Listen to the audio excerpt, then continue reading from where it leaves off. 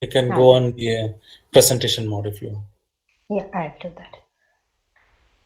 Subhaji, for giving me this opportunity to be able to talk a little bit on the very important topic of Bhagavad Gita, which is Ishvara.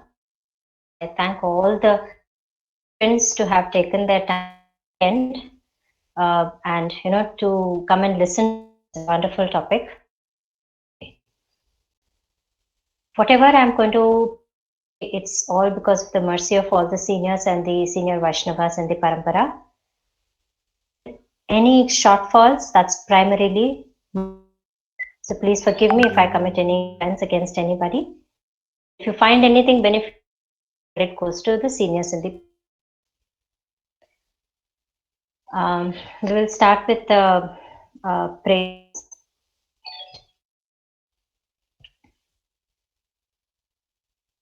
ज्ञानस्य ज्ञानाञ्जनाशलाखया चक्षुरुन्मिलितं तस्मै श्रीगुरवे नमः। श्रीचैतन्यमनोभीष्टं स्थापितं येन भूतले स्वयं रूपा कदा मह्यति स्वपदान्तिकं वन्देऽहं श्रीयुतापदकमलं श्रीगुरून् वैष्णवांश्च रूपं सागरजातां सहगना रघुनाथान्वितं सजीवं सावधूतं परिजना चैतन्यदेवं श्रीराधा कृष्णपादान् सहगना ललिता श्रीविशाखा च नमो पादाय कृष्णप्रेष्ठाय भूतले श्रीमते भक्तिवेदान्त स्वामिनिति नामिने नमस्ते सारस्वते देवे गौरवाणी प्रचारिणे निर्विशेष शून्यवादी पाश्चात्यदेशतारिणे करुणा सिन्धो दीनो जगत्पते गोपेशा गोपिकान्ता राधाकान्ता नमोऽस्तुते तप्तकाञ्चन राधे वृन्दावनेश्वरी वृषभानुसुते देवी प्रणमामि हरिप्रिये वाञ्छाकल्पतरुभ्यश्च बन्धुभ्य एव च पतितानां पावनेभ्यो वैष्णवेभ्यो नमो नमः। जय श्री कृष्ण चैतन्य प्रभु नित्यानन्द श्री अद्वैत गदाधर गौरभक्तवृन्द हरे Krishna Krishna Krishna Hare Hare Ram Ram Ram Hare Hare.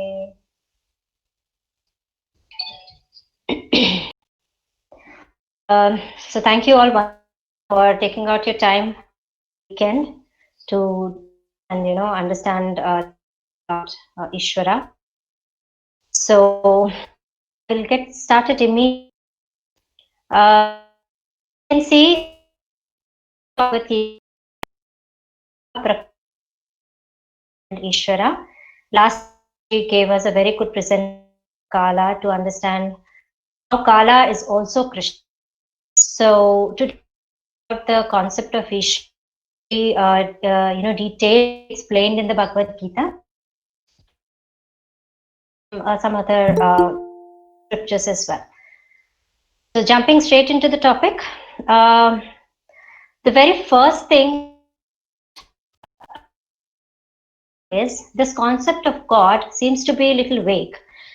So does the modern science have the understanding, and they really believe that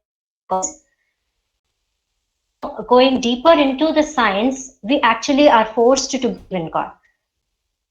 So the first question that arises in for modern scientists. Sorry, Mataji, you closer to where? Is this any better, Prabhuji? I don't know what same or it's my net. We can clear. Okay, then please go ahead. It's probably my network. Okay, thank you, Prabhu. So the first question that comes to our mind as a modern day, the gray matter that we have in our brain, does God really exist? Now, if assume for a second that if God exists, then who has created universe is the first question that comes to my mind, at least. If this somebody, every creation has a purpose, and that's in the modern day scientists also. What is the purpose?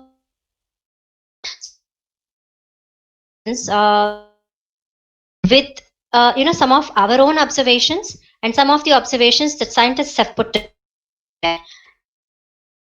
See, whether actually science leads us to the concept of God, or does it take us away from that God? So we will go to the next slide. So when we look, this is something that abbreviations here, which is basically A, B, C, D, E, F, G. So the first A refers to artistry. Now, when we look, we see art in, right? Now, for everything was just black, blue.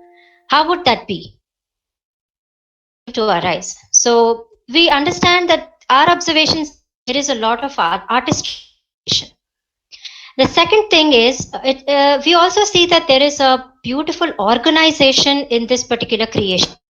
Now, by organization, there is a particular pattern in which everything is arranged and organization. For example, take the hexagons of a honeycomb, identical.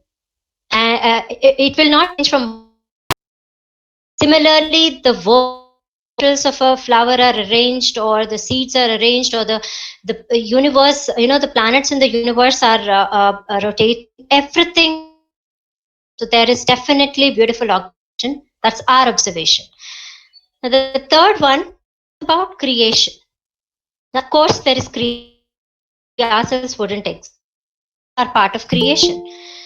So, for a simple, this laptop that I'm going to present, or the mouse that I'm using, which is helping us run ourselves, and which is actually running this entire creation as well. The last one that comes to our in our observation is flawless laws. Now, all these 5 that we have talked about, all this will fail if the laws are not right. For example, if the gravitational pull was not exactly what it is supposed to be, then I don't think so this entire the life or the satellite movement or the movement of the planets in the universe, anything would run correctly. There's so many laws, precise mathematical and physical laws that are present in this nature. They are governing this particular creation. So absolutely flawless laws is the last observation that, according to me, we come across. There could be many more, obviously. This creation is endless, so there could be endless observations, but these are the primary 6 that I thought are worth discussing. So this is our observation, that obviously there is something that is present in this creation. Now we'll now proceed to the scientist's observation. Now, what do the scientists have to say about this particular creation, and what is their observation about this particular creation? First thing is, now, should we actually believe only what we see? Is that really true? Should we do that only? My understanding says that that's not correct, because the very first point that comes to my mind is nobody has seen electrons. Even the doctorates in electronic theories have not caught electrons, but people do study electronic engineering, while they themselves have not created the electrons. So what is this law? So this is basically inferential law, which tells us that electrons do exist. And how does that happen? Because they have seen some reflections on the CRT screens, let's say. So through inferential logic, we know that electrons are present. So scientists have come to a conclusion that probably there is something beyond just what we see. There is an inferential logic, otherwise they wouldn't have coined this word called inferential logic. So scientists also believe that there is something which is beyond our vision. Right? The second thing is, can this creation be by chance? Like a very famous theory that is taught in schools and colleges these days is everything has come with by Big Bang. So is this possible that the creation is by chance?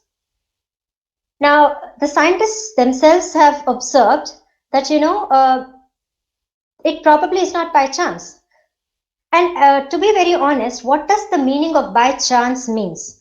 The meaning of by chance means there's a probability, right? For example, if you throw a coin up, you have a probability of getting heads, 50% heads and 50% tails. So that is, now let's say if a heads falls on the ground. So the heads fell by chance. So that's precisely the word by chance is generally used in a scientific way. So definitely, this creation cannot be by chance, because there's no probability that is existing here. It is not something that something that is happening by chance. If that was the case, a rose plant would not always give a rose plant. It can give a sunflower someday. It can give a lily someday. So nothing happens by chance. That's even something that the scientists have observed. And I'll come to another example, a little later in the presentation, where even the eminent scientists have agreed that nothing can be by chance. Then the third point that we can talk about is, let's say the laws of the nature. We already touched a little bit upon it in our previous slide. They are so perfect. Even the scientists agree that the laws of nature are 100% perfect. You can take any law. The law never changes. So the laws are 100% foolproof. They are 100% perfect. They never change. They can never go wrong. Our laws, our creations, our inventions can probably go wrong, but the laws of the nature can never go wrong. And that is the reason why we have these called as laws, right? So this is something that even the scientists have observed. So our observation says a certain pattern. The scientist's observation has a specific pattern. So what next? What do the best of scientists feel? Let's talk a little bit about it now. Now, this is something that I have taken from Albert Einstein's quote. There is a perfect brain behind all the natural physical laws. Now, most of us know Albert Einstein as a very staunch atheist. So now a person like Albert Einstein says that there is a perfect brain behind all the natural physical laws.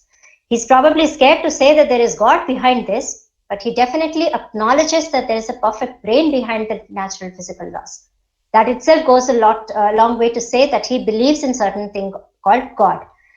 The next one, which further reinforces the first statement, is by Lord Kelvin, who says, if you think strongly enough, you will be forced by science to believe in God. Don't you think this is a very strong sentence? It kind of brings, a sense of understanding which is very clear in his mind, that he very well understands that science believes in God, right? Now, to reinforce these two again, I have another, very important statement by a third scientist, Sir Isaac Newton. We all know what he's famous for. He says, I do not know what may appear to the world, but to myself I seem to have been like a boy playing by the seashore and diverting myself in now and then and finding a smoother pebble or a prettier shell than ordinary, whilst the great ocean of truth lay all undiscovered before me. It's a very intense statement, right? He thinks he's just a kid who is playing with some of the observations that he has found in this beautiful creation. Whereas there is immense truth that is yet to be discovered. So this is a very strong statement, and this has come out really quickly. And there was a small incident when this statement actually came out. One of his friends, visited him one fine evening, and he saw that there was a model of the planetary system that was placed in his living room, and he asked, who has made this? So Sir Isaac Newton says that no, it has come just by chance. So his friend, asks him, nonsense, how can you say that this has come by chance? So Sir Isaac Newton says, when you cannot believe that this small model that is put up in my living room has come by chance, how do you think this entire creation has come by chance? So he defies, the understanding of his friend who's supposed to be an atheist and who does not believe in God. So he defies his logic and puts forward a very scientific reasoning as to why we should believe that there is immense, powerful mind that is present behind this creation. So this is something that I wanted to present, with our understanding and with the scientists' understanding. What do we think about this creation? Who do we think is the creator of this universe? Who do we think is the supreme, right? Who do we think is flawless? So what is the inference? The inference is artistry implies there is a presence of artist. A beautiful organization implies there is a presence of an organizer for sure. Creation implies presence of a creator.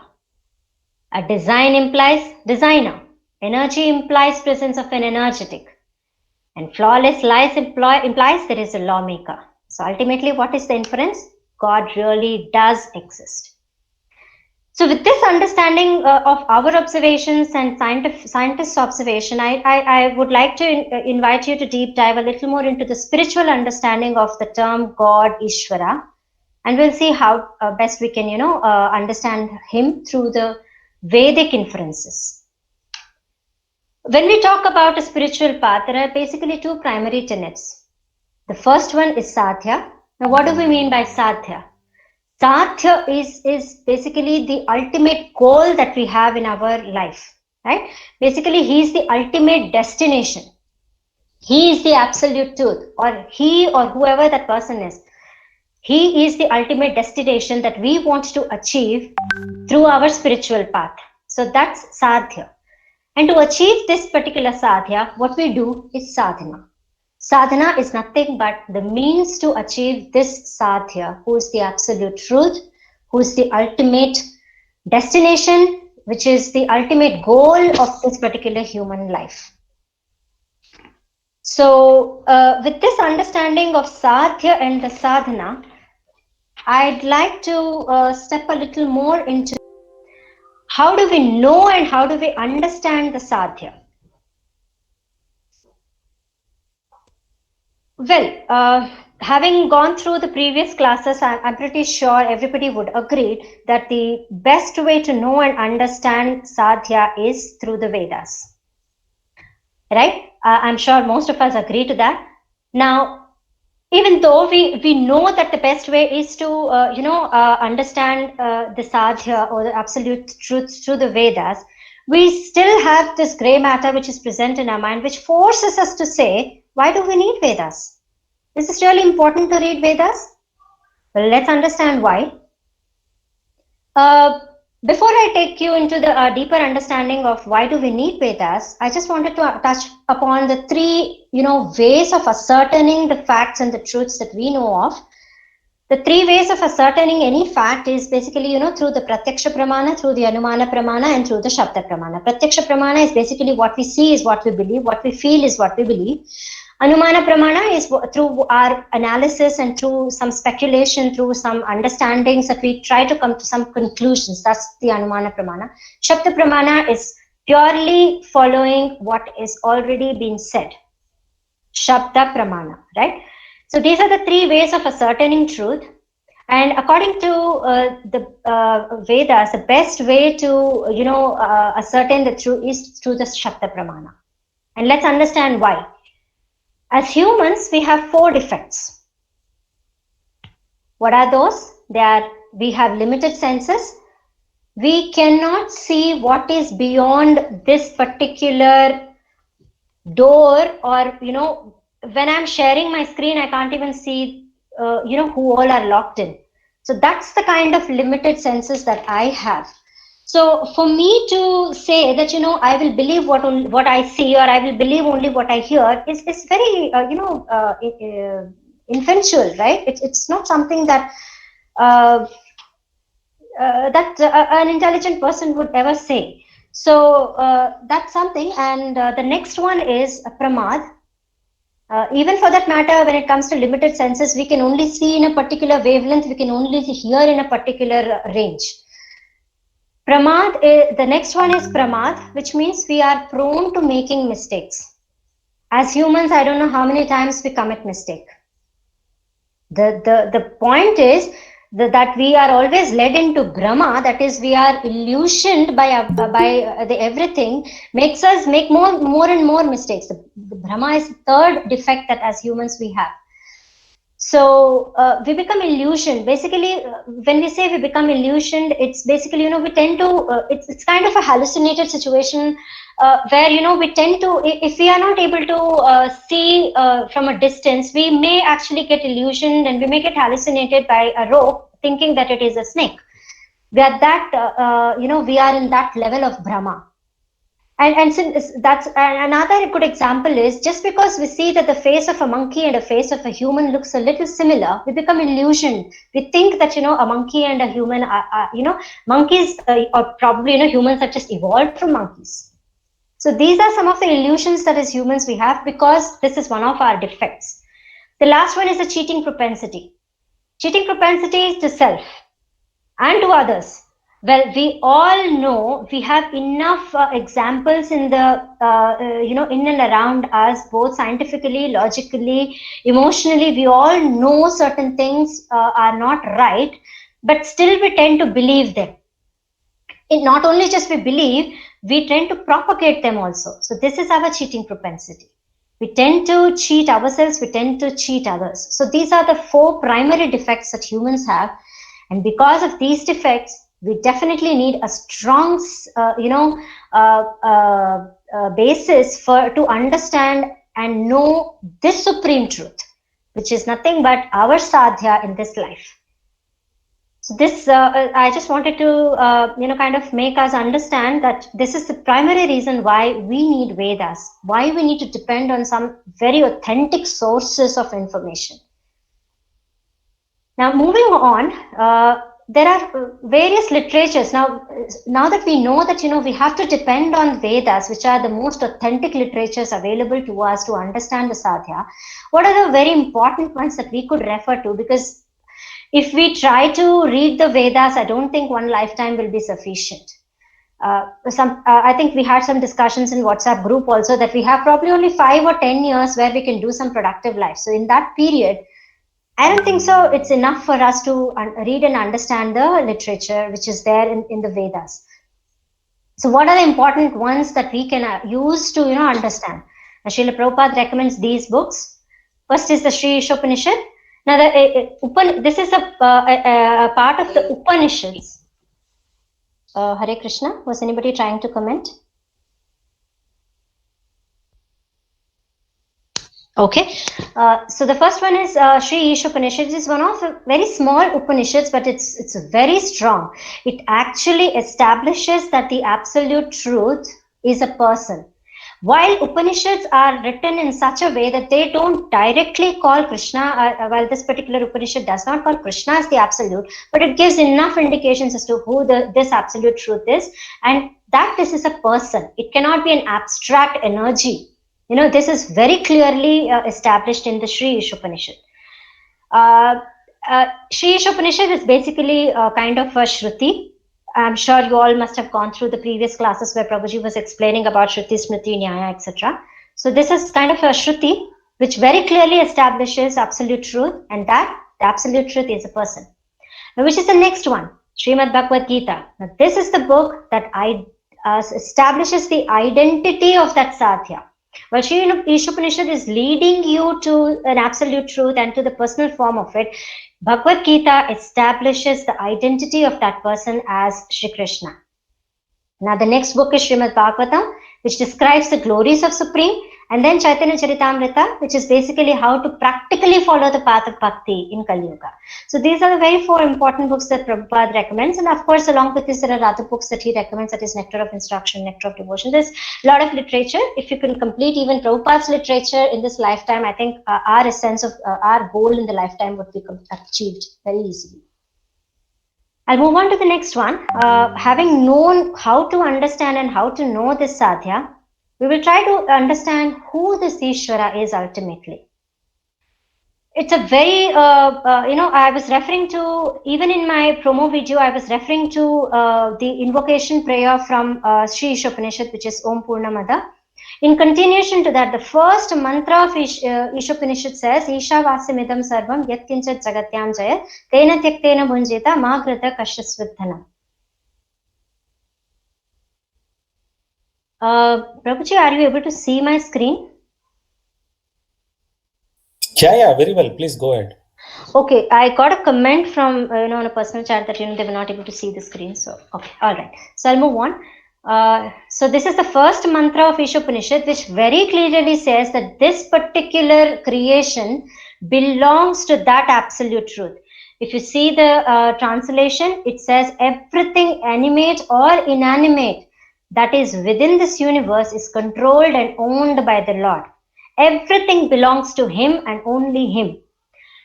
Now, one should therefore accept only those things that are necessary for himself, which are set aside as his quota, and one should not accept other things, knowing well to whom they belong. Right? This is a very important statement, knowing to whom they belong. We must have that understanding that this creation belongs to the Lord, and we are only meant to use a portion of His creation in His own service and give it back to Him. So this is an important understanding that we get from the first mantra. The second mantra that I've picked up is from Brahma Samhita. This one, I think, over and over again, you would have heard in various lectures. Ishvara Parama Krishna Satchidananda Vigraha Anadiradir Govinda Sarva Karana Karanam. Krishna, who is known as Govinda, is the supreme Godhead. He has an eternal, blissful spiritual body. He is the origin of all. He has no other origin. And He is the prime cause of all causes. So Sri Brahma Samhita very clearly calls out the identity of Ishvara, which is Govinda or Lord Shri Krishna. We will move on to further, evidences from, now that the Brahma Samhita has said that Krishna is the Supreme Lord, the next question is, why should we consider only Krishna as the Supreme Lord? Right? So we'll try to understand why Krishna is considered as the Supreme Lord through certain references. The first one is Krishna has such an unusual birth. I'm sure you all would have seen, Krishna before his birth itself, or at the time of his birth, the atmosphere was thunderous. There was lightning. It was an unusual atmosphere in which Krishna took birth. So that itself tells us that there is something unusual about Krishna, right? Now, he had such amazing childhood pastimes. I mean, we can't imagine the kind of childhood pastimes that Krishna had. I just picked up a couple of them here, but the number goes on and on. There's no limit to Krishna's childhood pastimes.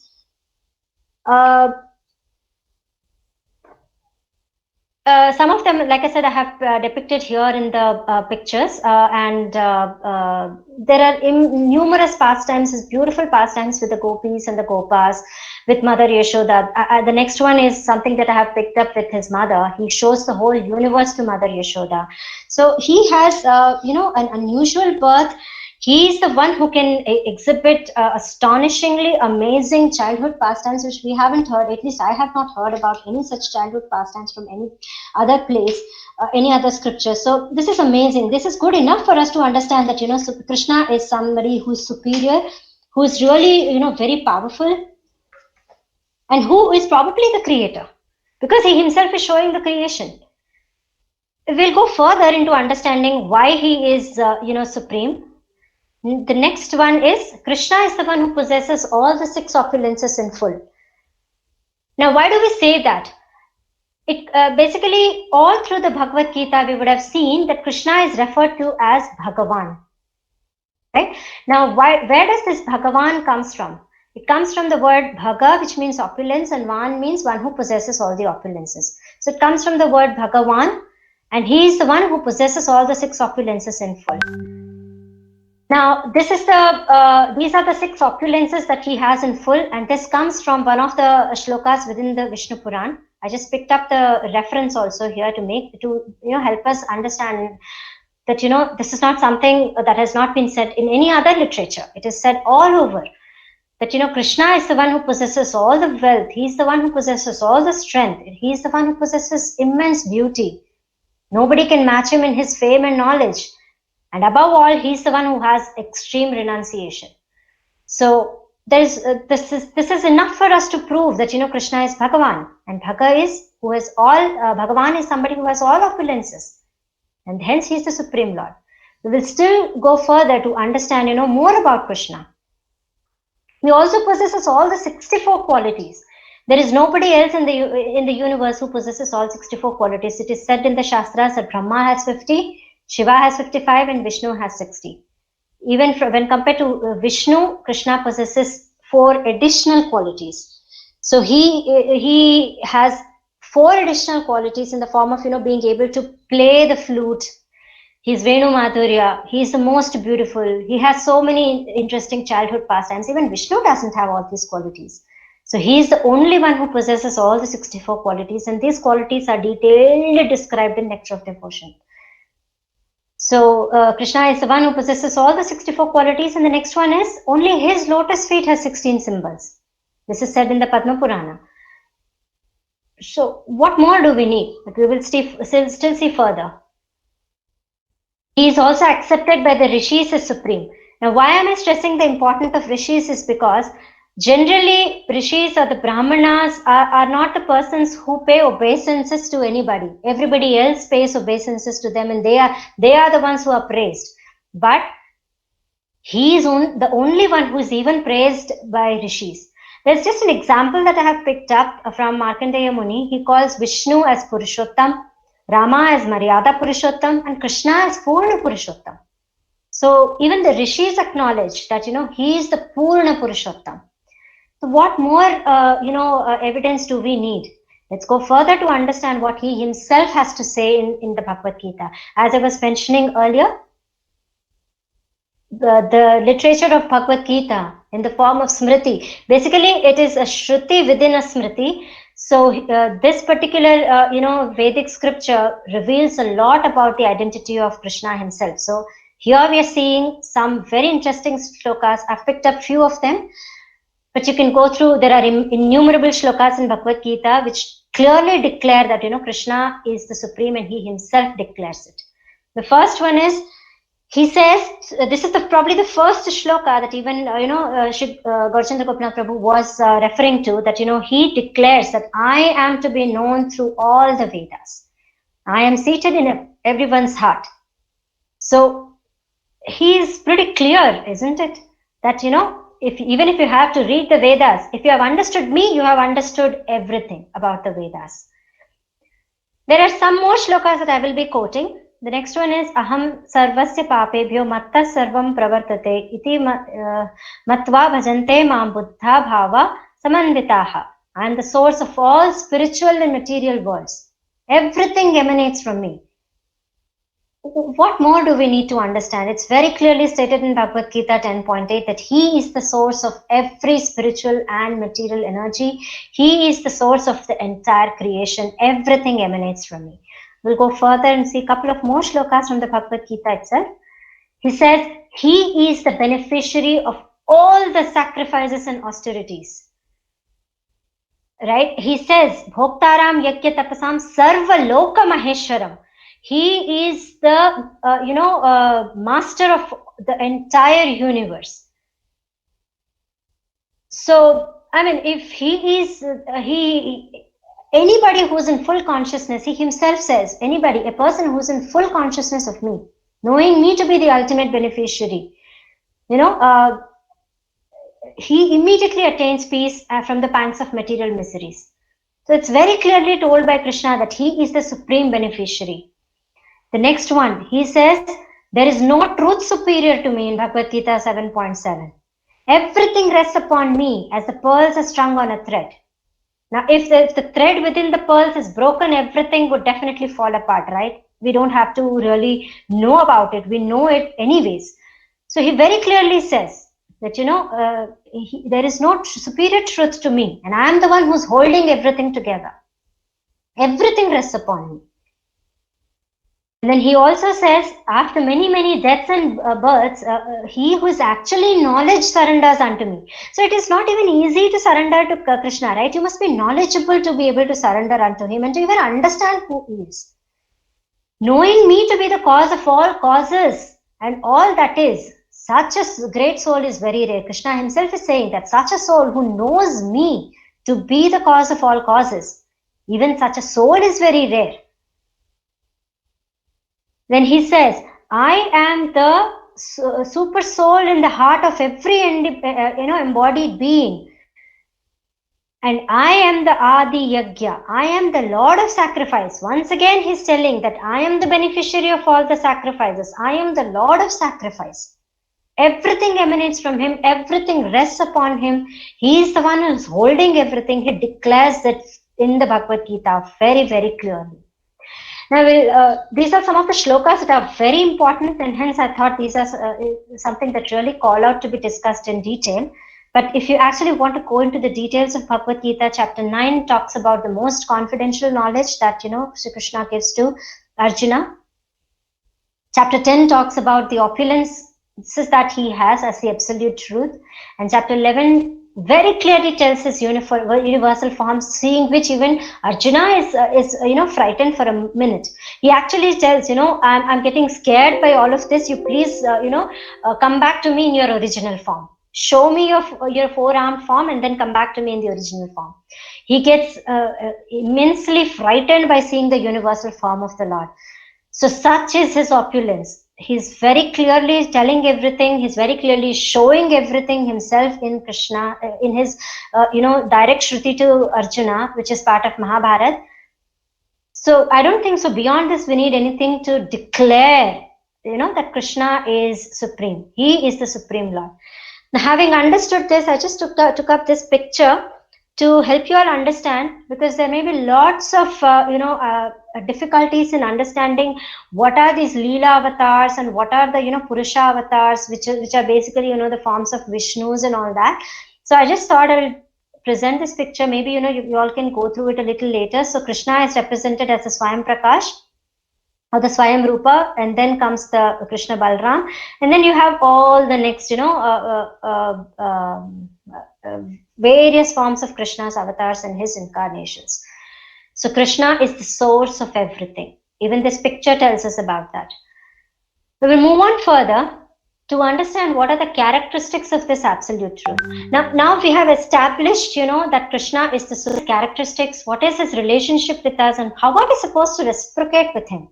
Now, he is absolute. So, should we be scared of him? Definitely not. So, we will see what are his characteristics, and we will see how what is it that he loves about us. So, the most important characteristics of the absolute truth is that he is Satchidananda. What do we mean by that? Sat means he's eternal. Chit means he's full of knowledge. Of course, this is one of his opulences as well. Ananda is he's full of bliss. So, he is Satchid Ananda. Now, our relationship with him is very clearly stated in one of the shlokas in Bhagavad Gita itself, where he says, Mamai Vamsho Jiva Loke Jiva Bhuta Sanatanaha, where he very clearly says that the living entities in this conditioned world are my eternal fragmental parts. So we are also part and parcels of the Lord. This is our relationship with him. But we do not possess them in full. We have only infinitesimal parts, characteristics of what the absolute possesses. And we are conditioned by the material modes of nature, right? And that is the reason why we are struggling very hard with the six senses, and that includes our mind as well. Our mind cheats us so often, right? I think Prabhu also took one of the classes where he was talking about, how if we can control the mind, it is our best friend. If we allow it to, take us for a ride, then he's the worst enemy as well. So Krishna himself is telling that because we are conditioned, we are struggling hard. And it's in these six senses includes even the mind. I mean, there's nothing that Krishna has not told us. It is just for us to realize and move forward in terms of understanding. We just have to accept it, realize it, and implement it in our lives. So how can we realize the absolute truth? There are various phases in which we can actually, realize the absolute truth depending upon the stage that we are in. The first one is the Brahman stage. The Brahman is basically throughout all the literatures of Srila Prabhupada, he keeps referring to the effulgence that comes from, Krishna is the Brahman. So he basically calls the impersonal, all-pervasive effulgence of the Lord to be the Brahman. This is one of the phases in which we can realize the absolute. This is not the best one. The second one is Paramatma. Now, what does Paramatma mean? Paramatma means he's the localized supreme which is living within the hearts of all the living entities. He is situated within us. So that's the Paramatma form of the Lord in which we can realize him. Again, this is better than Brahman, but there is something even better than Paramatma. Lord always gives us chances and opportunities, right? So that's the status of Bhagavan. What is Bhagavan? He is the Supreme Personality of Godhead himself. Therefore, throughout Bhagavad Gita, Krishna is referred to as Bhagavan, the one who possesses all the opulences. Now, this is the personal form of Lord, where he is enjoying immense pastimes with his devotees. He's just enjoying himself, and he's giving that bliss to his devotees as well.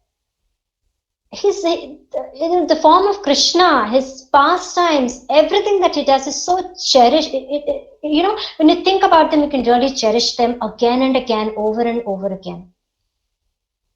Now, since we have talked about the Brahman aspect of the Lord here, I'd like to just bring in a word of caution here.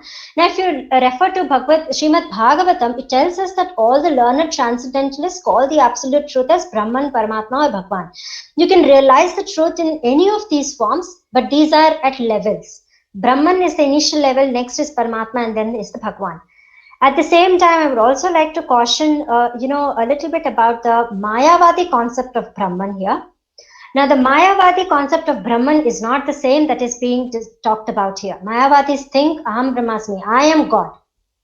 Now, that's not what we are telling here. Their concept is that I am God, Soham, I am that. Whereas our concept is Dasoham, we are the servants of him. So there's a very simple, DA that changes the entire meaning of this word Brahman, which is a form of realization of God. We do not want, the Mayavadi philosophy talks about merging into this, impersonal Brahman. But we do not want that. We want the personal association of the Lord. And why do we want that? We will check that in the future slides. I'd like to give a small example here also as to, at what phases these three are realized. For example, Brahman means the sunshine, Paramatma means the surface of the sun, and Bhagavan means the sun god himself. So all three are actually part of the sun and his properties only, right? So it is only from a perceiver's point of view as to what he perceives. We have different phases and stages of realizing him. I'll give probably one more example, which I heard from one of the devotees in the ISKCON Parampara. Let's take an example of something being cooked, something that we really love. Let's imagine a gulab jamun or something that we really, a samosa or anything. Now, I am sitting in this particular room, and the gulab jamun is being cooked in another room. Now, I can perceive the smell of the gulab jamun. Oh wow, it's such a beautiful smell. So I'm simply perceiving the presence of gulab jamun somewhere around me, right? So this is basically the Brahman. Well, I know that the smell is coming, the gulab jamun is present, but I'm only perceiving the smell. That does not mean that the gulab jamun is not present. The second one is, okay, in search of this, smell, to understand from where is the smell coming. If I take the next step forward, go in search of it, then I may see that, oh, it is present right, next door. And I can feel the gulab jamun. Then I know that, yes, it is present. Now, is this enough for us to relish what this gulab jamun is? No. We must actually taste it to actually feel the total, essence of that gulab jamun. Only when it sits on our tongue, we feel the complete bliss of having a gulab jamun. That is exactly how Brahman, Paramatma, and Bhagavan is. Brahman is something that, yes, we can realize the Lord as Brahman, but that's a little superficial. We can understand him as Paramatma, and then Bhagavan also. But the last one is Bhagavan, which is the supreme most, right? We'll go a little further into understanding the three stages of perceiving the absolute truth, Basically, when we understand the Brahman aspect of the God, we are only in the Sat aspect. Basically, we are, as Jnanis, we are just seeking some absolute truth. So that's the Brahman realization. The next one is the Paramatma realization, where we understand the Sat and the Chit aspects of the absolute truth. Basically, this is the yogi way of realizing the God. He knows that the God has a form, but even here, the form of the God is basically an object of meditation. He's only meditating on the Lord. So that's what a yogi does. Now, what does a bhakta does? A bhakta realizes all the three aspects of the Lord, which is Sat, Chit, Ananda, that is the Bhagavan aspect. So when it comes to the bhakta stage, not only does he know that he is absolute and that he is eternal, not only does he know that he is personal, but there is reciprocation to that personal form here. He is not just an object of meditation, he is an object of reciprocation. So which is the best? It's for us to understand and implement it. Now, having understood all these aspects and characteristics and everything about Krishna, a question may still come to our mind as to whether Krishna is actually a person or impersonal. This question may not come to our minds because we have already understood that he is Krishna, but in general people can think, is he personal or impersonal? Because some people do get confused with the Brahman concept of Krishna, that Brahman concept that Krishna has spoken about, or the various literatures talk about. Now, this is a shloka that I've picked up from Bhagavad Gita 9.11, which clearly says that if we are actually just understanding, he's basically calling us fools if we do not understand his human descent. What is the nature of his human descent? They do not know my transcendental nature as the Supreme Lord of all that can be. So somebody who, this is basically a question that very often people of others, religious faiths say that, your Lord actually takes birth and he dies. So he's calling them fools straight away. So he tells that they are fools. So it's a straight away answer to those, mentalities. And then again, he very clearly says in the, Bhakti Yoga chapter of Bhagavad Gita, where he very clearly says that, those who fix their minds on my personal form and are always engaged in worshipping me with great and transcendental faith are considered by me to be the most perfect. So basically, if you look into the chapter 12 of Bhagavad Gita, it talks about various types of worship. It talks about various stages of realizing the God, various ways of worshipping the God. But in the end, he says, in the beginning as well as in the end of this chapter, because the reference that I've taken is just the second verse, right? Because this is a direct answer to the question that Arjuna has. The first shloka is a question that Arjuna has, and the second question is a direct answer. But throughout this particular chapter, Krishna clearly explains as to, how he thinks that anybody who reciprocates with him in the personal form, in the form of a devotee, is the most perfect one, and he is the most dear to him as well. So Krishna is again, authenticating himself in Bhagavad Gita, stating that, anybody who has a relationship of a devotee with me, he is the most dear to me. So what should be our relationship with him? To be of a devotee to him and not just be a mere speculator. I now come to the most important section of, my presentation, which is Krishna's promise. Now, we can talk enough about Krishna. Krishna is the subject that we can talk over and over and again. It can go on for long. But let's see what Krishna has to promise us. Why should we believe in him? What is his promise to us? First one, he says, Abrahma punal loka punar avartino arjuna mamupete tu kaunteya punar janmana vidyate. So he very clearly says that, anybody who actually, understands me They will never take birth again on this planet. From the highest planet in the material world down to the lowest, all are places of misery wherein repeated birth and death take place. But the one who attains to my abode, O son of Kunti, never takes birth again. He's telling that one who attains to my abode. How can we attain to his abode? That's an interesting question again. Answer is within the Bhagavad Gita itself, where I have already spoken about in the previous slides. And then here is the answer. Always think of me, become my devotee, worship me and offer your homage unto me. Thus you will come to me without fail. I promise you this because you are my dear friend. So do we want to be friends of Krishna or do we want to be inimical to Krishna? Choice is ours. Very clearly Krishna tells, everything is so beautifully presented in the Bhagavad Gita about Krishna and his promise. We don't have to go anywhere else to understand who is the supreme truth. The next one where he says, abandon all varieties of religion and just surrender unto me. I shall deliver you from all sinful reactions. Do not fear. He's not only telling us the way to abode, the method by which we can, reach to his abode. He's telling us, just don't fear also. Just leave everything to me. Come to me. You don't even have to do anything. Just do what I'm telling you to do. Abandon everything else. What more do we need?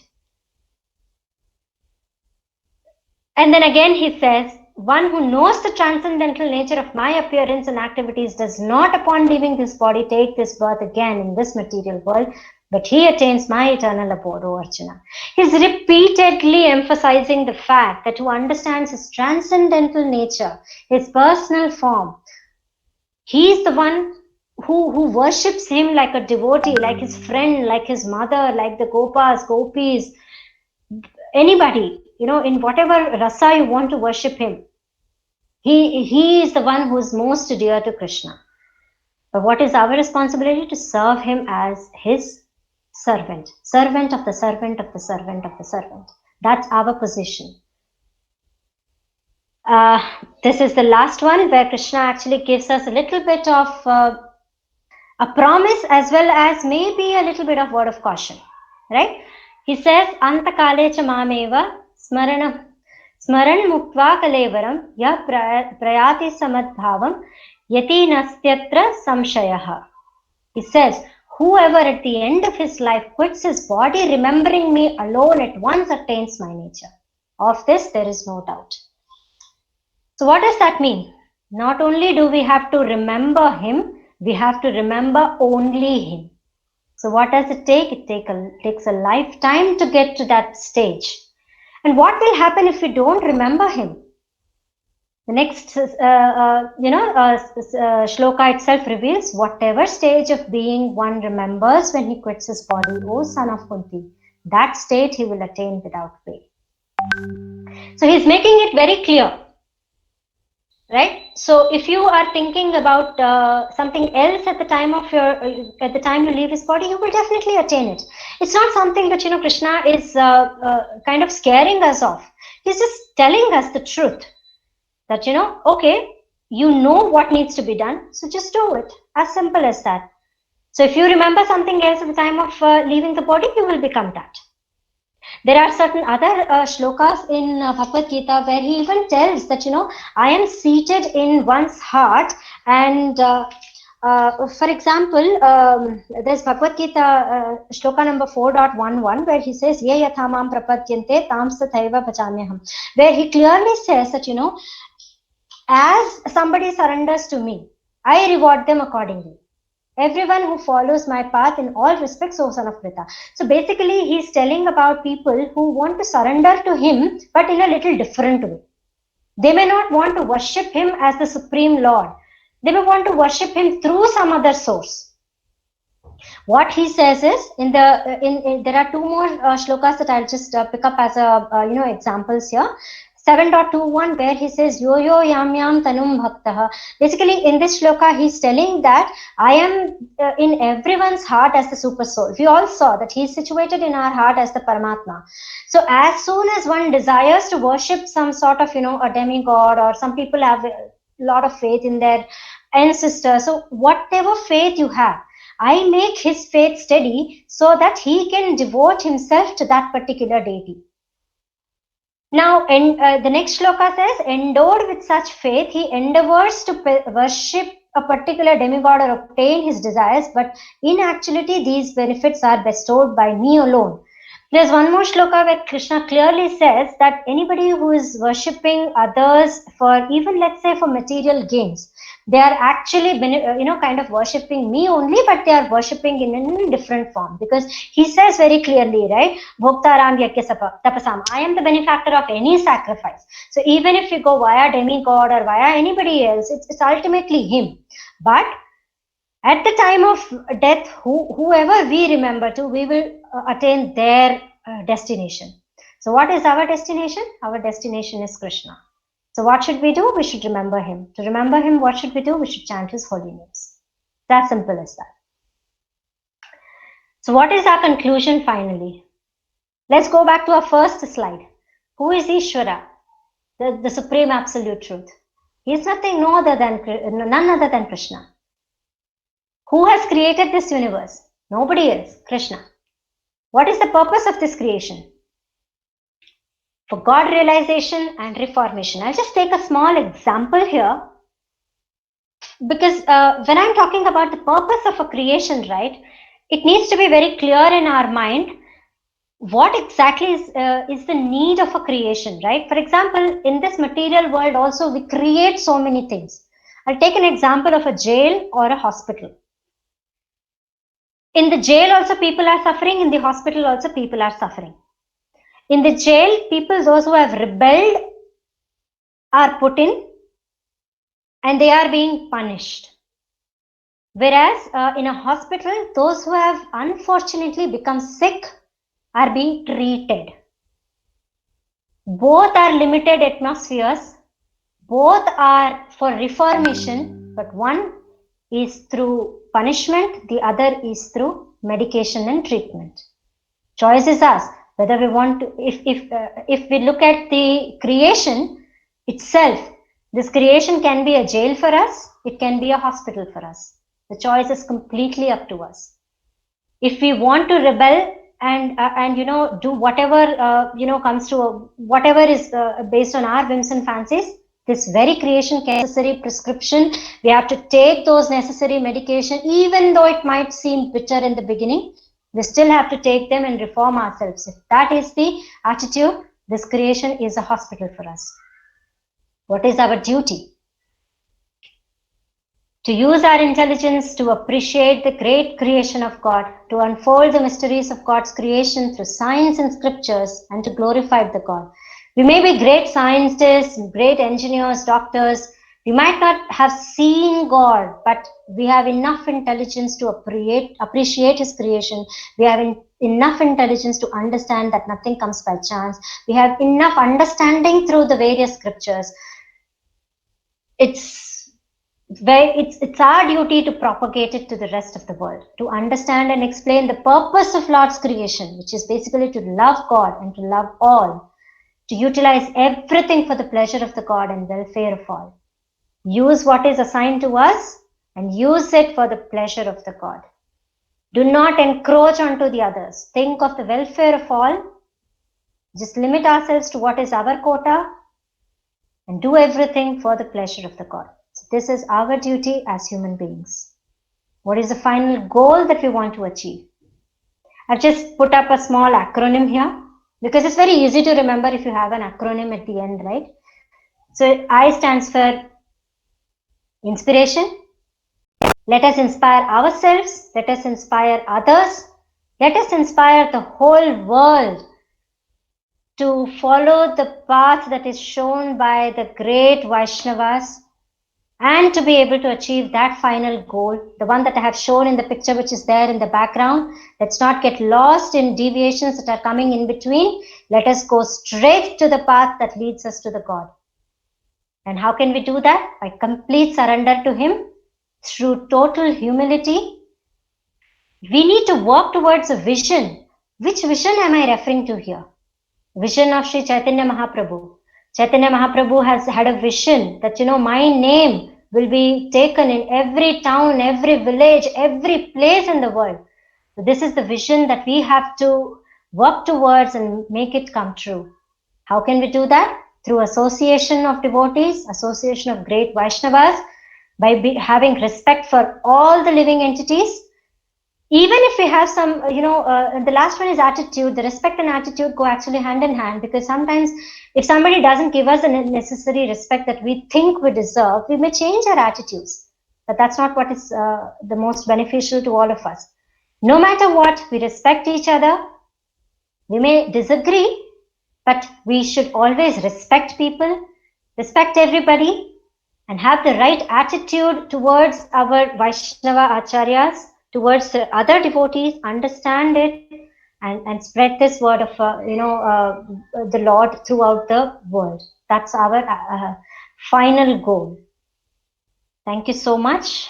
Please keep chanting Hare Krishna, Krishna Krishna, Hare Hare, Hare Rama, Rama Rama, Hare Hare, and please make your lives blissful. Thank you so much. Hello, thank you. Wonderful presentation, Mataji. In fact, when you are showing in that PPT, there was a Krishna photo, and in the beginning there are two people standing on the steps. I think as you end of the finishing presentation, I felt very closer to Krishna. The people were standing away. So in the picture, I was thinking, as you progress the slide, I was thinking people are going closer to Krishna, and finally they are very closer to Krishna. It's a wonderful presentation. There are too many points to take away. I would open up for people to open up and ask questions. This is the forum where you can get clarification. Other thing is that I felt when I came to Krishna consciousness, I thought, who is this Krishna? He is the person who is stealing butter, number one. Then he stole Gopi Vastra.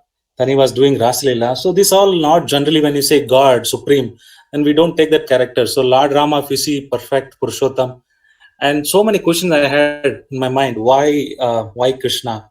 So this proves that the topics and the slokas what you quoted, saying that why Krishna is supreme. Also, I had always this misconception: from Vishnu, everybody comes like Matsya, Kurma, Varaga, Narsimha, like that, and Krishna also one avatar. But we understand from this presentation, Krishna is the source. Agam Sarvasya Prabhu, everything comes from him.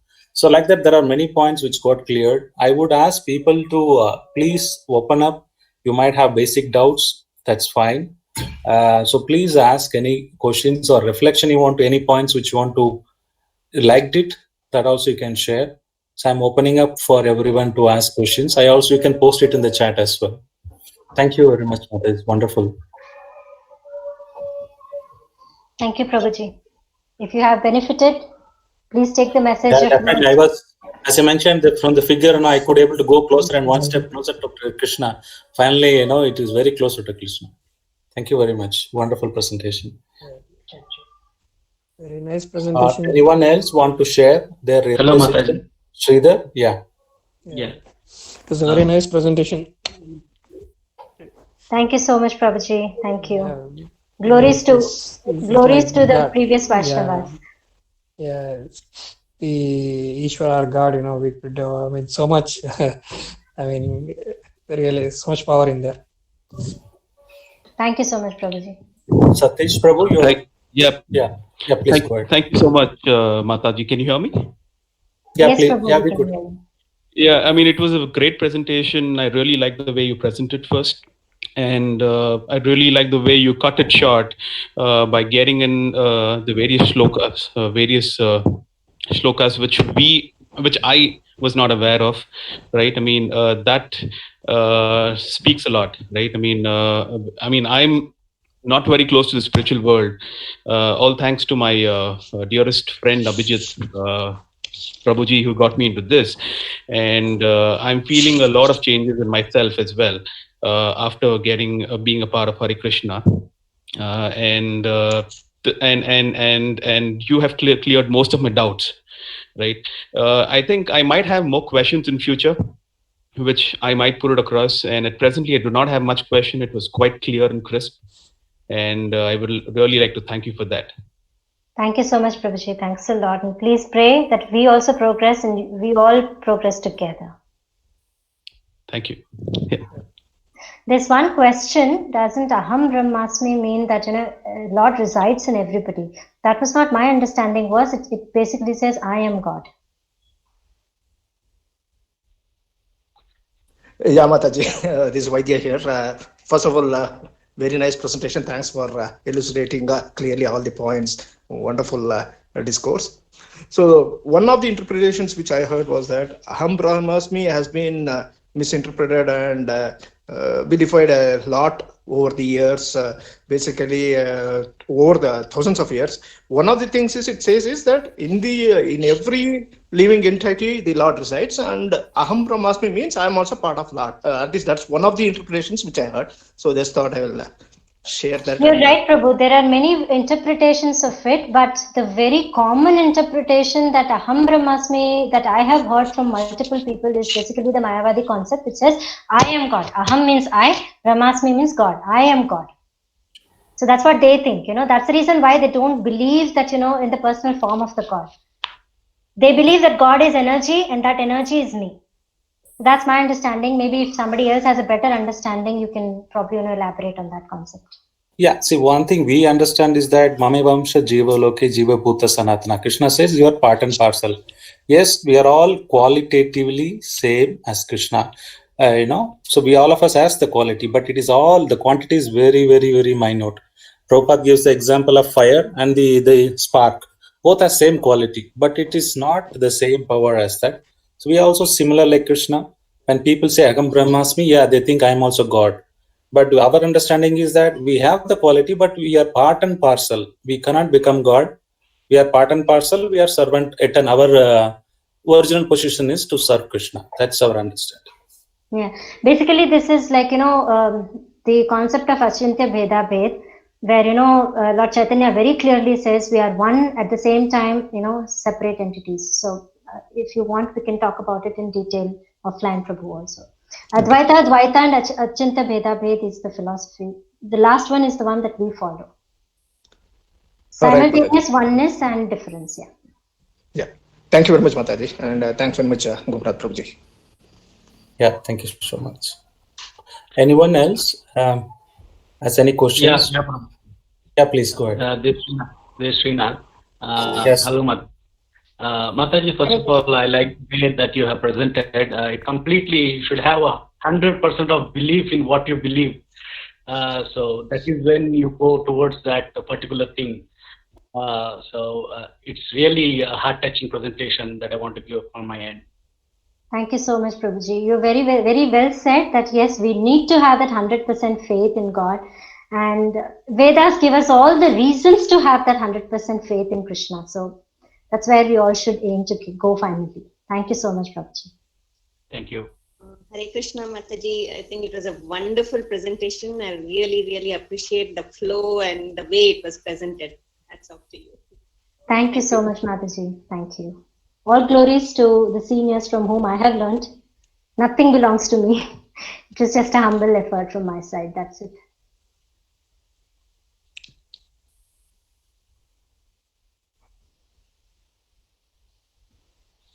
Hare Krishna. Mataji, the presentation was wonderful. The understanding of Ishvara, Parama Krishna, you have taken from A, B, C, D, E. So it was wonderful. We have taken from one by one separately, and afterwards we concluded what is our ultimate goal: to attain Krishna through attaining the Guru first, the association, Satsanga. Ultimately, all will receive through Guru. Mercy will be getting through Krishna means first we have to get association, then our attitude, our way of understanding, everything is important. That's how we understand the Krishna. Wonderful, Mataji. Thank you so much. Absolutely, Prabhu. We have to approach Guru, Shastra, and you should have the necessary association. Only then can we make any progress. Hare Krishna. Thank you. Thank you. Yeah, Hare Krishna. Swapna Mataji? Hare Krishna, Prabhuji. Yeah, Mataji, it was an amazing presentation, Mataji. All glories. I've seen very systematically you have taken, right from the who is God concept to how to actually achieve God and what we need to do practically in our life. I feel it's a lot of effort is put in to make this presentation, and how nicely you have taken everybody, all of us, in this presentation. Very nice, amazing. Thank you, Prabhuji. All glories to you all who have inspired me. Hare Krishna. Thank you. Is there any other questions anybody wants to ask, or you can do offline as well? So we are 5:32 now, so we are on time. So next week also we will be coming with one of the topics of this Bhagavad Gita. We have seen time, now we've seen Ishvara. So we'll update you on the third topic, which we will do that. Please continue to invite your family members, friends, if you think it is some benefit, so that others can also benefit. And keep in touch in our WhatsApp group. If you're not already, anybody joined for the first time, please join our WhatsApp group, and previous recordings also available on our YouTube channel. I'll be posting it in the WhatsApp group. So those who are joining new, they can see our previous recordings. Thank you very much. If you don't have any other questions, so I'll give a minute. If not, we will end here. Thank you very much for your time today. Thank you. Thank you. Okay. Thank you very much. I will end the meeting here. Thank you. Thank you, Prabhuji. Thank you all. Hare Krishna. Thank you.